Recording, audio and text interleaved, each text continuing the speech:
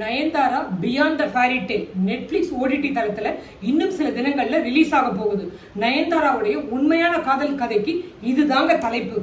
தனுஷுக்கு எதிராக Nayanthara விட்டிருக்கிற open letter, அதாவது இந்த ஃபேரி டேலுக்கு பின்னாடி ஒரு ஃபியூரி டேல் இருக்குமோ அப்படிங்கிற ஒரு எண்ணம் எல்லாருக்கும் வர ஆரம்பிச்சிருக்கு.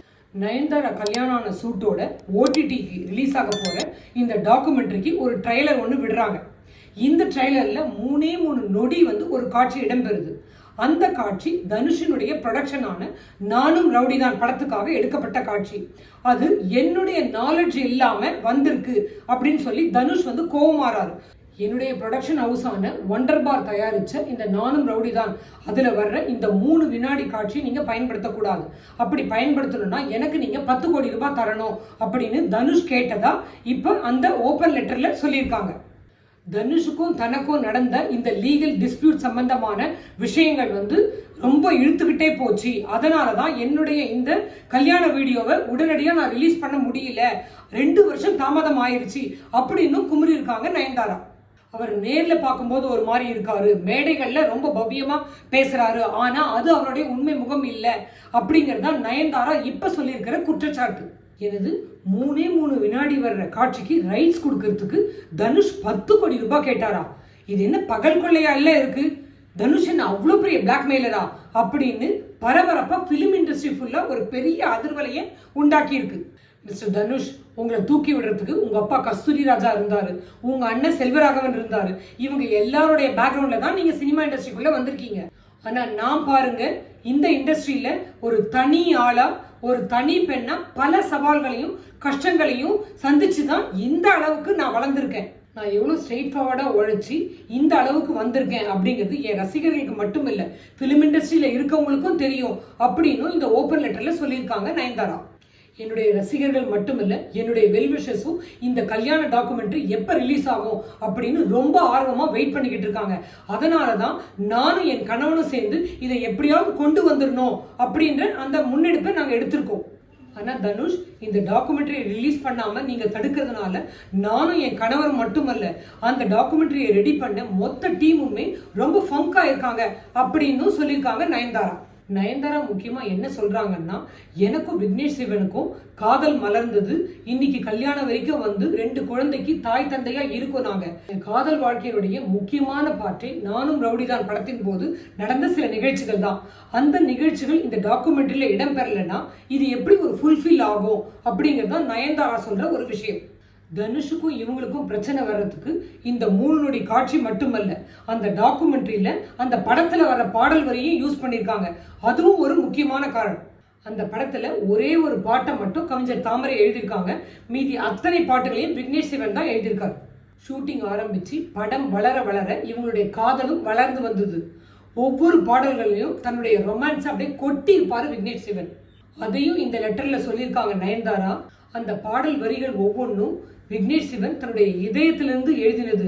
அதை கூட இந்த டாக்குமெண்ட்ரியில பயன்படுத்தக்கூடாது அப்படின்னு சொல்றீங்களே, அது எவ்வளவு ஹர்ட்டிங்கா இருக்கும் அப்படின்னு கேட்டிருக்காங்க நயன்தாரா. கவிஞருக்கு சம்பளம் கொடுத்த உடனே அதனுடைய ஃபுல் ரைட்ஸும் ப்ரொடக்ஷனுக்கு தான் வருது. ஸோ ப்ரொடக்ஷனை கேட்காம எந்த வரிகளையும் நீங்க யூஸ் பண்ணக்கூடாது அப்படிங்கிறது தான் தனுஷனுடைய குற்றச்சாட்டு. மொத்தத்துல 10 கோடி கொடுக்காம இந்த டாக்குமெண்ட்ரி ரிலீஸ் பண்ணக்கூடாது அப்படின்னு தனுஷ் தடை போடுறாரு. பேச்சுவார்த்தை நடந்துகிட்டே இருக்கு. இதுலயே 2 வருஷம் கடந்துருது. இது வரைக்கும் கதை கேட்ட உங்களுக்கு ஃபுல் சிம்பத்தியும் நயன்தாரா மேலதான் இருக்கும். ஆனா தனுஷ் கிட்ட கேட்கும் போது இது பிளேட் அப்படியே மாறுது. தனுஷ்னா தனுஷுக்கு நெருக்கமானவங்க சொல்றாங்கல்ல, அத சொல்றேன். நானும் ரவுடி தான் அப்படின்னு தனுஷ் இதுல இறங்கி சண்டை போடுறதுக்கான காரணமே வேற அப்படிங்கிறாங்க. நானும் ரவுடி தான் படத்தை எடுக்கும் போது விக்னேஷ் சிவன் சொன்ன பட்ஜெட் ஒண்ணு, ஆனா படம் எடுத்து முடிக்கும் போது ஆன பட்ஜெட் டோட்டலா வேற. விக்னேஷ் சிவனுக்கும் நயன்தாராவுக்கும் லவ் மலர்ந்ததும் இந்த ஷூட்டிங்கும் ரொம்ப இழுத்துக்கிட்டே போச்சு, அதனால செலவும் பல மடங்கு ஆச்சு அப்படின்னு சொல்றாங்க. இது தயாரிப்பாளர் தனுஷுக்கு முதல் கடுப்புனா, அடுத்த கடுப்பு நயன்தாராவுடைய சம்பளம். 3 கோடியே 60 லட்சம் ரூபாய் சம்பளம் பேசுறதா சொல்றாங்க. முதல்ல அட்வான்ஸா 60 லட்சம் ரூபாய் கொடுக்கிறோம், ஷூட்டிங் ஆரம்பிச்ச உடனே 1 கோடி ரூபாய் கொடுக்கிறோம், படம் முடிய மீதி படத்தை கொடுக்கிறோம் அப்படின்னு பேசியிருந்தார் தனுஷ்.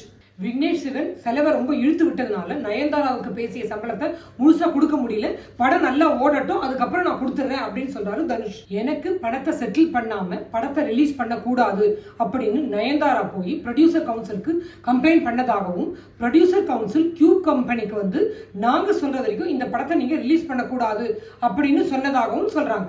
கியூப் கம்பெனி தியேட்டருக்கு பாஸ்வேர்ட் கொடுக்கலன்னா ப்ரொஜெக்டர்ல படம் ஓடாது. ஸோ இந்த படம் வெளிவராம போயிடுமோ அப்படிங்கிற பயத்துல தனுஷ் அங்க இங்க புரட்டி நயன்தாராக்கு பணத்தை செட்டில் பண்றாரு. இதனால நயன்தாரா மேல தனுஷுக்கு ஏற்பட்ட அந்த வருத்தம் வந்து ஆறாத வடுவா இருக்கு. இது தவிர விக்னேஷ் சிவனுக்கும் தனுஷுக்கும் நிறைய கருத்து மோதலும் வந்தது அப்படின்றாங்க. எந்த அளவுக்குன்னா வெற்றிமாறன் தன்னுடைய பர்த்டேக்காக ஒரு பார்ட்டி வைக்கிறார். அந்த பார்ட்டிக்கு முன்னணி டைரக்டர்ஸ் எல்லாரையும் கூப்பிடுறாங்க, மணிரத்னம் உள்பட. சோ எல்லா டைரக்டரும் அந்த பார்ட்டியில கலந்துக்கிறாங்க. பவர் பாண்டி படத்தை எடுத்த டைரக்டர் அப்படிங்கிற ஆங்கிள் தனுஷையும் இவர் இன்வைட் பண்றாரு. இதை தவிர தனுஷுக்கும் வெற்றிமாறனுக்குமான நட்பு வந்து ரொம்ப ஆழமானது. விக்னேஷ் சிவனுக்கும் வெற்றிமாறன் அந்த இன்வைட் வச்சிருந்தாரு. தனுஷ் கலந்துக்கிறாரு அப்படிங்கிற ஒரே காரணத்துக்காக அந்த பார்ட்டியில விக்னேஷ் சிவன் கலந்துக்கல. அது மட்டுமல்ல, சத்தம் இல்லாம கோலிவுட்ல நடக்கிற எல்லா பார்ட்டிலையுமே விக்னேஷ் சிவன் நயன்தாரா கலந்துக்கிட்டாக்கா அதுல தனுஷ் கலந்துக்க மாட்டாரு. தனுஷ் போனாக்கா விக்னேஷ் சிவன் நயன்தாரா அந்த பார்ட்டியில கலந்துக்க மாட்டாங்க. இப்படியே இவங்க ரெண்டு பேருக்கும் ஓடிக்கிட்டு இருந்த அந்த பகை தான் இந்த டாக்குமெண்ட்ரி விஷயத்துல வெளிப்பட்டிருக்கு அப்படின்னு சொல்றாங்க. என் படத்தை ரிலீஸ் பண்ண விடாம எவ்வளவு மன உளைச்சல் எனக்கு கொடுத்தீங்க, ப்ரொடியூசர் கவுன்சில் எல்லாம் போய் என் படத்தை ரிலீஸ் பண்ண விடாம பண்ணீங்க, இப்ப அந்த வலி உங்களுக்கு புரியுதா அப்படிங்கறத உணர்த்ததுக்காக தான் இந்த டாக்குமெண்ட்ரியை ரிலீஸ் பண்ண விடாம 10 கோடி ரூபாய் தனுஷ் கேட்டதா சொல்றாங்க.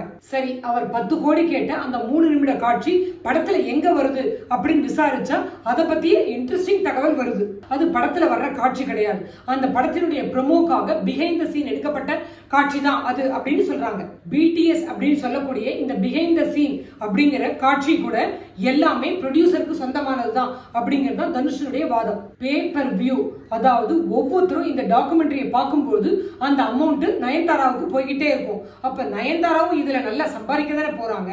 இப்பெல்லாம் ஒரு படம் ரிலீஸ் ஆகணும்னா ஏதாவது ஒரு கான்ட்ரவர்சி கிளம்பிதான் ஆகணும். அதனால 2 வருஷம் கழிச்சு இந்த டாக்குமெண்ட்ரி வெளியாகிறதுனால ஒருவேளை இந்த விஷயத்தை கையில் எடுத்திருப்பாங்களோ அப்படின்னு சில பேர் சொல்றாங்க. இதுல நிஜமான ரவுடி யாரு, நயன்தாராவா தனுஷா? ஓடிடில இந்த படம் ரிலீஸ் ஆகும்போது எல்லாருக்குமே தெரிஞ்சிட போகுது.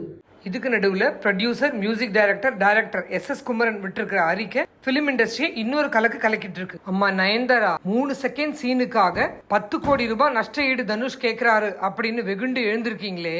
நான் ரெஜிஸ்டர் பண்ணி வச்சிருந்த LICங்கிற தலைப்பை உங்க புருஷன் வம்படியா எடுத்து யூஸ் பண்ணிருக்காரு இல்லையா, உன்னால என்ன பண்ணிட முடியும் அப்படிங்கிற அதிகார திமிருதானே அதுக்கு காரணம் அப்படின்னு ஆரம்பிச்சு அந்த அறிக்கையில வாங்குன்னு வாங்கியிருக்காரு SS குமரன். இன்னொரு பக்கம் தனுஷின் ஃப்ரெண்டான வருண் என்கிற வருஷம் நாம சொல்ற அதே விஷயத்தை தான் ட்விட்டர்ல அம்பலப்படுத்தி இருக்காரு.